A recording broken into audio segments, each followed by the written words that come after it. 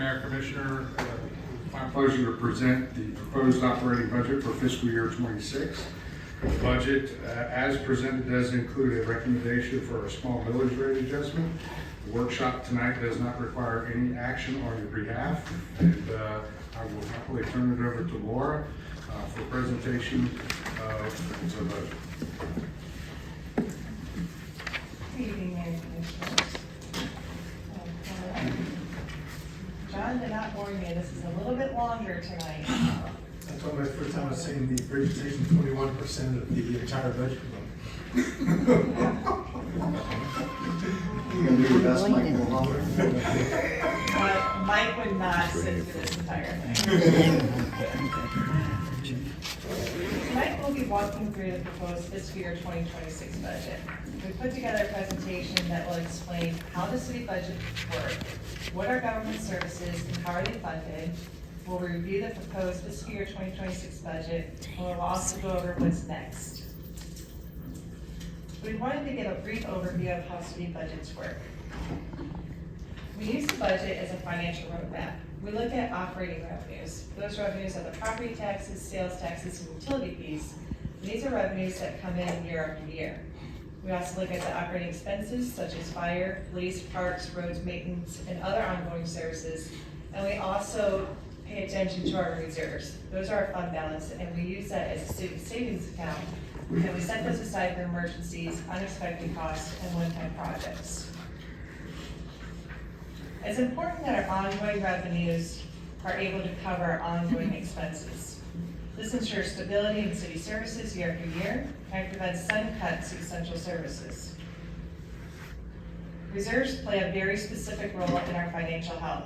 The reserves are used to respond to emergencies such as hurricanes, economic downturns, and unexpected costs. We can use them for one-time needs for major equipment and capital projects, and we can also use them for short-term bridge for temporary revenue loss while we look at long-term solutions are being developed. Some people have asked, why can't you use the reserves to plug the budget? The answer is because the reserves would run out quickly, leaving us with no cushion for disasters or downturns. It can also lead to credit rating downgrades, and it can create a structural imbalance where the expenses are outpacing the revenues. Now, our commitment is clear. Ongoing services must be funded by ongoing revenues, and reserves will be preserved for emergencies and one-time projects by maintaining a long-term fiscal stability for our community. So now we'd like to go over what are the government services and how they're funded. Local government has fund accounting. These services are organized through a structure known as fund accounting, where the system is essential for ensuring transparency, legal compliance, and responsible financial management. The city's funds comprise of the general fund, enterprise funds, and special revenue funds. The general fund is the primary operating fund for the city, and they cover the core services such as police, fire, parks, administrative services, and those revenues come from property taxes, sales taxes, and other governmental taxes. Whereas our enterprise funds, those run like businesses and funded through user fees. These include water, wastewater, solid waste, stormwater. And then our restricted funds are the special revenue funds. They account for revenues that are legally restricted for specific purposes such as the impact fees and the CRAs. Some people have asked, why can't you use the recycling revenues that you're saving to use for public safety? You can't intermingle the funds. The enterprise funds have their own financial statements, so the savings that we receive from suspending the recycling go right back into the solid waste fund. And same with the general fund. The general fund, you can't use taxes to pay for and supplement for the solid waste workers. Now that we have that, we'll go over the proposed budget for this year 2026. We built this budget with several priorities in mind. Some of our priorities include preserving long-term fiscal sustainability, a focus on essential services for public safety, protecting the city's infrastructure, including road surfacing, facility improvements, building and technology, and also keeping mindful to maintain adequate reserves. The upcoming fiscal year, the total city budget is $180 million. We are using zero-based budgeting approach. There are no new positions included in this budget. There's a focus on public safety, and the budget maintains a general fund 20% fund balance. The total city revenues are projected to come in at $169 million fiscal year 2026. Property taxes, which make up the largest portion of the general fund, represents 18% of the total city revenues. Other significant sources include charges for services, state shared revenues, grants, and other smaller categories. This mix of revenues will allow the city to fund city operations. This chart shows how expenditures are spread across the funds. The general fund totals $68 million, which covers most of the city services, like we said, for the fire, police, parks, recreation, admin. Enterprise funds total $97 million. They're self-supporting, include utilities and water. We also have the smaller funds for the CRA and special revenues, which total $10 million, and fiduciary funds at $5 million. As you can see, the general and the enterprise funds make up the majority of the spending, so we'll be focusing those for tonight's analysis. So the general fund is the backbone of the city. The general fund offers all of the essential services that our residents and businesses rely on. Within the general fund, we provide public safety through police and fire. We maintain our roads and parks. We manage planning and development. We deliver a wide range of administrative and community services. These are the services that most directly affect our residents' daily lives. So how do we fund those services? We fund those services through the general fund revenues. The main source of the general fund revenues come from ad valorem revenues. But these revenues aren't enough to support the entire operations of the general fund. We have to rely on other revenue streams, but some of those streams are less predictable. The fiscal year 2026 general fund totals $68 million in expenditures. Of that, 57% is allocated to public safety, showing our strong commitment to keeping the community safe. General government accounts for 14%, parks and rec at 9%, physical environment at 7%, roads at 5%, debt service at 4%, transfer to CRA at 3%, and economic development at 3%.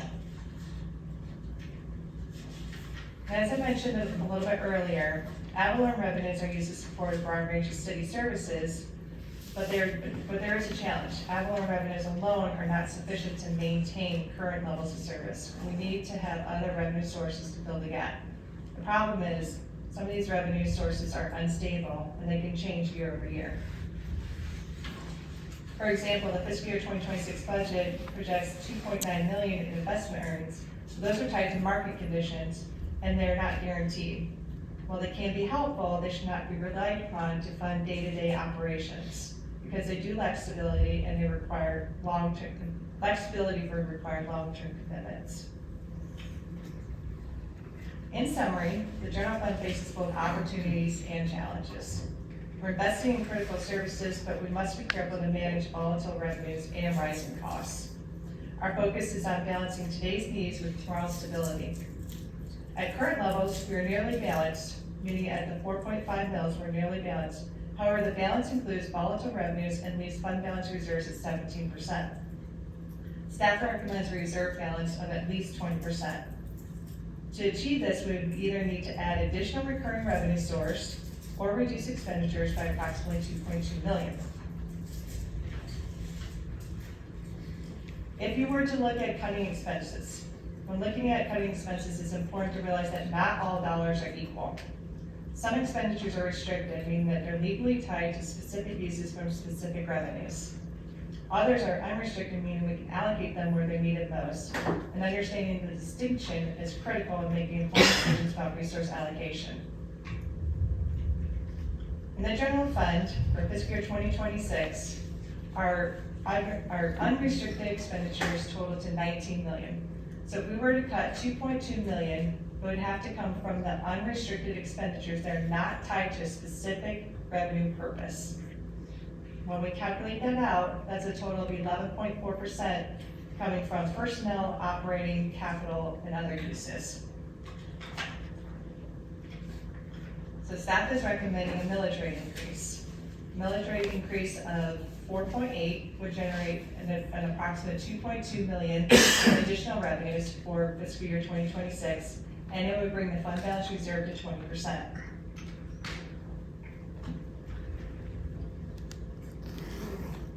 We are recommending a tax increase because it funds ongoing services with ongoing revenues.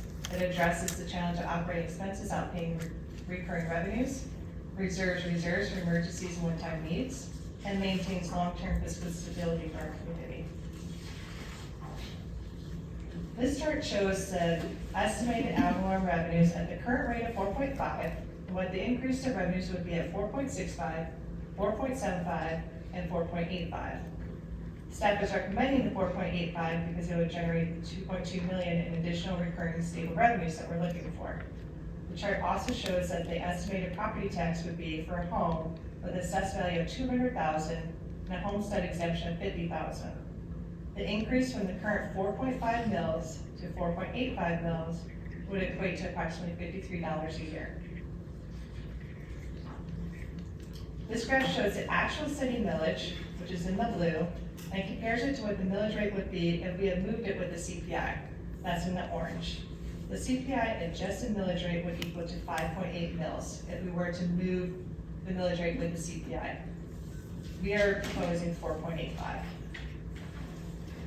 Currently, at 4.5, the city has one of the lowest tax rates within our Central Florida municipalities. This chart shows the general fund operating revenues versus costs of services that the general fund provides. This shows the trends from 2015 to 2026. In the blue line, you'll see the general fund operating revenues, and the red line is the general fund expenditures. Now, if you remember, the operating revenues are the recurring steady revenues. Those include sources from taxes, charges for services, permits, fees, and special assessments. It does not include the unpredictable revenue sources such as investment earnings, sales of assets, or contributions. We wanted to show this to show why we are looking at operating revenues to fund recurring expenditures. Historically, the general fund maintained a positive margin where operating revenues exceed expenditures. However, that trend has reversed. Beginning in 2024, the cost of delivering city services began exceeding the operating revenues available to support them. This marks a critical shift in financial sustainability.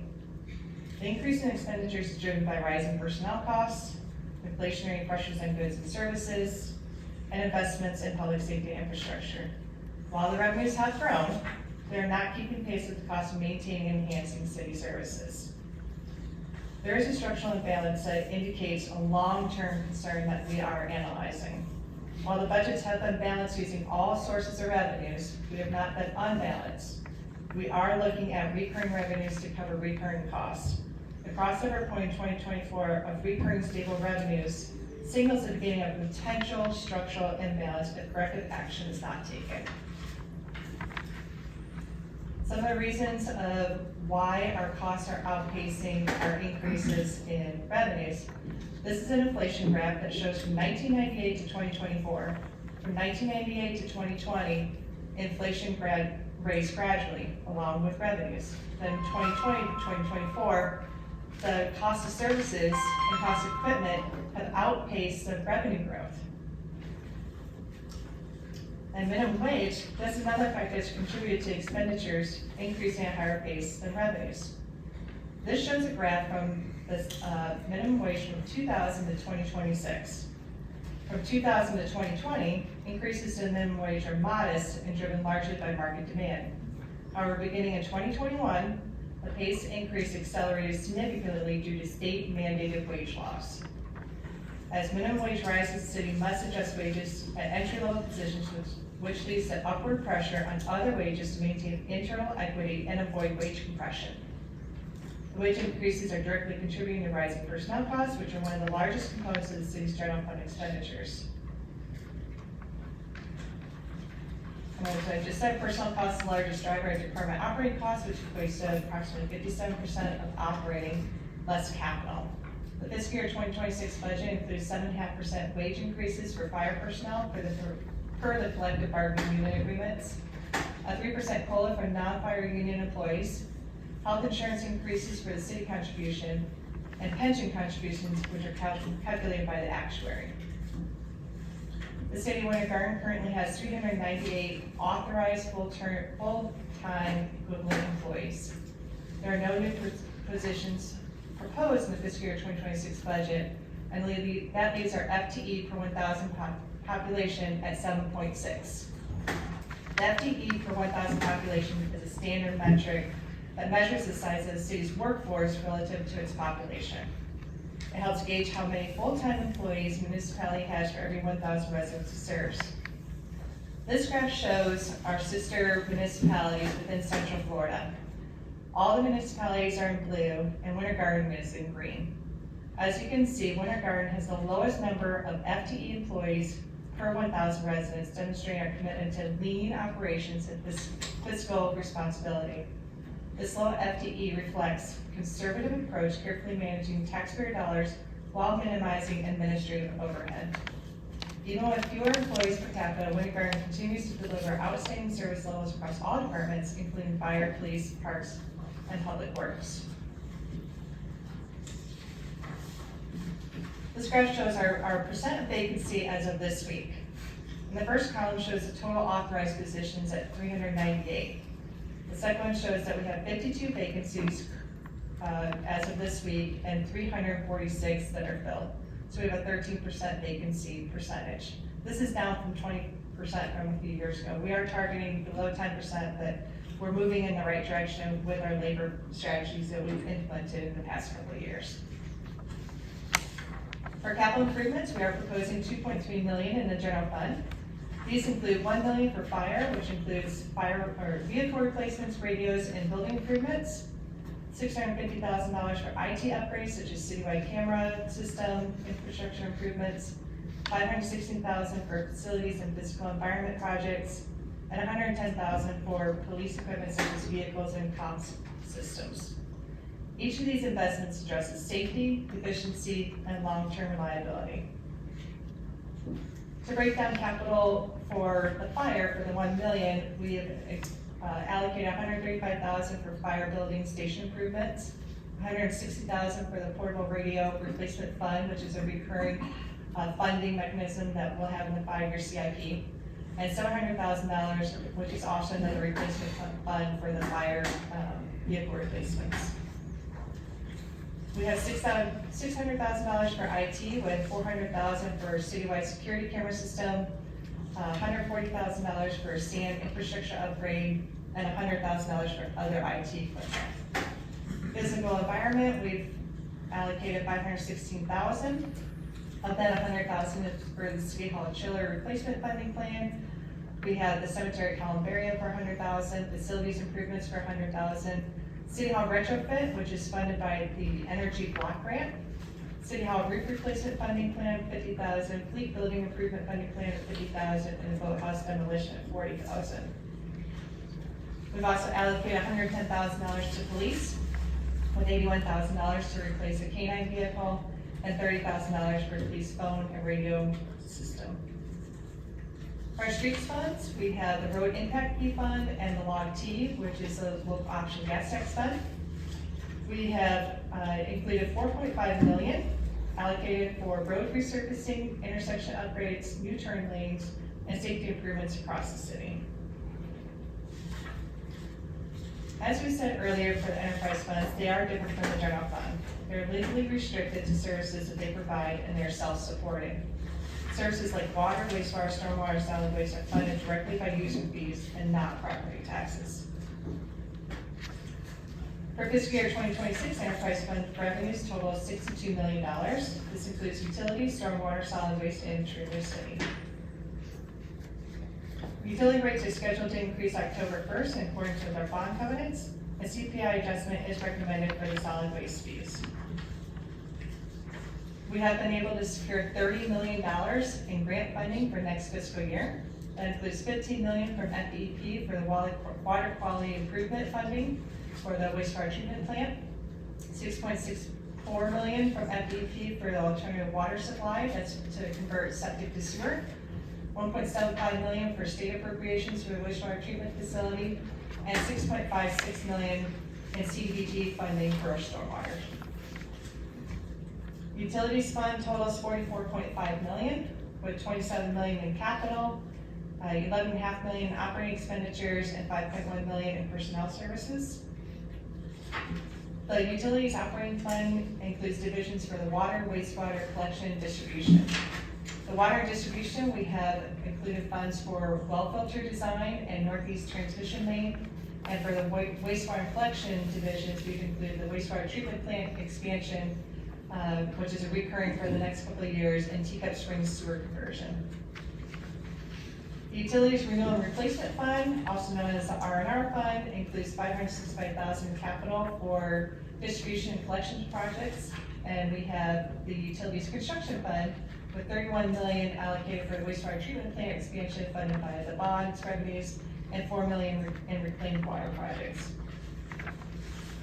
The Stormwater Fund totals $8.9 million for fiscal year 2026, with 5% for personnel services, 7% for operating, and 88% in capital outlay.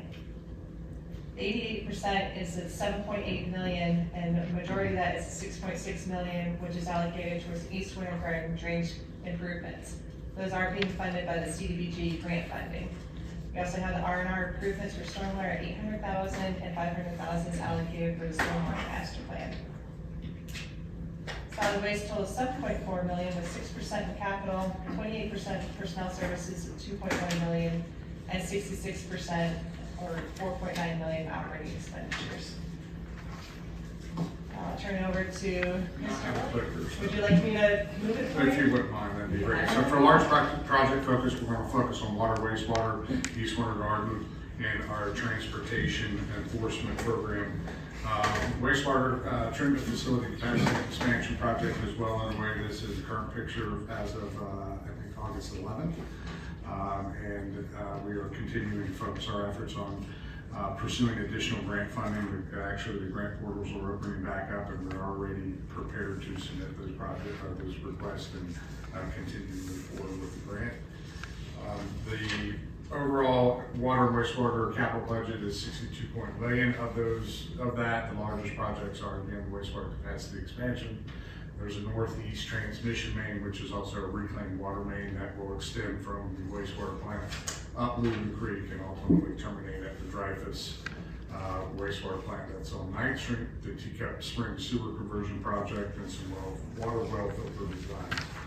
East Winter Garden still remains a priority project for us. We are focusing our efforts on moving out of the pilot program in fiscal year 26 for the Legacy Home Renovation Program. We will be moving into the design phase for the East Winter Garden streetscape. We're continuing with the Xanders Park improvements. We are also including some requests for funding for property redevelopment, to acquire property for purposes of redevelopment, offering new houses, commercial and business redevelopment, and obviously the East Winter Garden Drainage Improvement Program project that was funded by CDBG grants. We're continuing to implement the city's transportation policy plan that addresses safety and speed management. Components of that traffic include, that program include monitoring, enforcement, and control. If you recall, we did approve the installation of red light cameras and school zone cameras, I think around December of last year. And you may have followed some of the most recent news that the vendor that we have hired, Red Speed, has encountered some technical difficulties in other cities. And we have met with those folks to address those issues, and it appears that they have been isolated and resolved. So we're going to continue to move forward with the understanding that the normal standard warning period of 30 days will be expanded to 60 days to ensure that we're not experiencing any of those technical issues and that they are fully resolved. So the budget, when originally developed, did contemplate some revenue from those systems, but since these issues have surfaced, we have stricken that revenue from the budget, and we'll see what comes out of the fiscal year with the launching and the go-live date of the school zone cameras and red light enforcement. We will also continue to use our own staff for enforcement using technology, patrol, and warning system. And with that, the next steps will be the first and second public hearing, with the first public hearing scheduled for September 11th at 6:30 p.m., followed by the second public hearing on September 25th. And that concludes the presentation. We'd be happy to answer any questions you